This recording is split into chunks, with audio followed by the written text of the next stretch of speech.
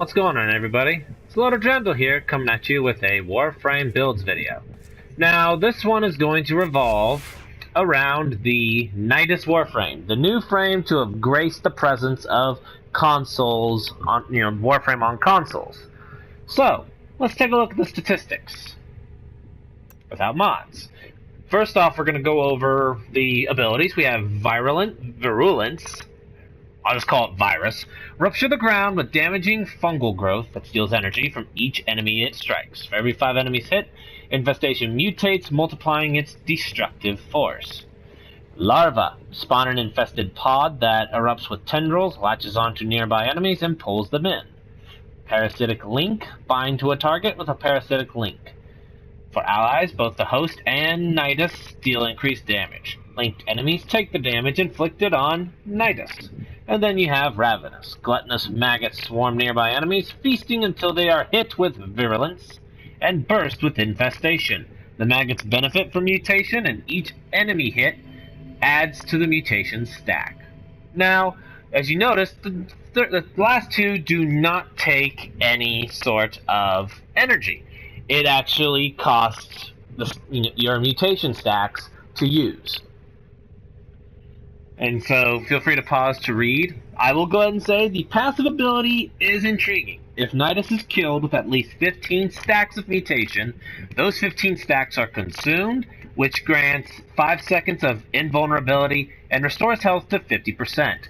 Me personally, I find that to be a great passive to have, especially with a Warframe that has no shields. So, let us go into the basic stats. You have 0 shields, 100 power, 150 health, and 300 armor. Now, for the upgrades that I use, bear in mind, guys, this is a player preference, and this is with 0 Forma, so I will not have anything here just yet. So, I have Steel Charge. I do more melee damage, but sometimes, though, I am tempted, if I ever do put a Forma in, I may decide to go with the... Give me to my auras here. I may be tempted sometime to go with the Rifle Amp. It is nice to have this. So, we have Steel Charge, which has an increase of 60% melee damage. Primed Continuity, which with this is 1 rank from the top, along with my primed flow, so I have an increase of 50% power duration and 250% power maximum, which raises my power, as you can see, to 400. We then have Intensify and Power Drift for our power strength mods. We have Cunning and Stretch for our range mods. Let's go ahead and get these put together here. Hate when I do that. Okay, there we go. So your power strength and range mods. We have Vitality for our health boost, which, if you notice, I'm at 1110 for health. And if you also look at the rank bonuses, we actually do have increased armor, heal rate, health, power maximum, and power strength boosts. Which, I'll be honest, it's rather intriguing, because if you guys see, my power strength shows at 160, which these technically would give 45 additional percent. Then we have Steel Armor, or Steel Fiber, which increases the armor. So as you see, I went with a range and strength build, and this mainly revolves around the use of Nidus's first power, Virulence. So with the mods, we'd have this. So as you can see, 16 meters becomes 26. The duration does help with larva, though I will admit I am tempted to actually take off the primed continuity and put on one of the power strength mods that, the corrupted builds. Now, if you notice, I have no efficiency. The main reason is, and I actually learned this, I actually tried using Streamline.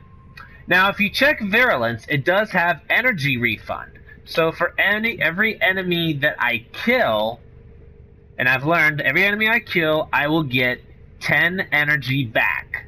So, but whenever I use, just to show you, let's say I took off, we'll just say Power Drift, and we were to use Streamline, just as our example. So 30% power efficiency. While it takes our power and puts it down to 28 for virulence, you'll notice the energy refund also goes down. So for me, considering that I have a high power pool, I'm not as worried about the efficiency with this Warframe. Which is why, if you guys want my opinion, go all out with range. Heck, if you want to use a blind rage or a what's it called, transient fortitude, I believe that's what it's called. Yeah, for increasing your strength even more power to you. So that will take care of this build for the Nidus Warframe. Sorry if it seemed a little all over the place. I hope you guys found this to be informative. Tell me what you guys think of the build. Tell me what you guys even use for yours. If you do like this, feel free to hit the like button. If you'd like to see more, feel free to subscribe to my channel to see more of my Warframe builds in the playlist that I have put in. And as always, thank you for watching. Peace out, everyone.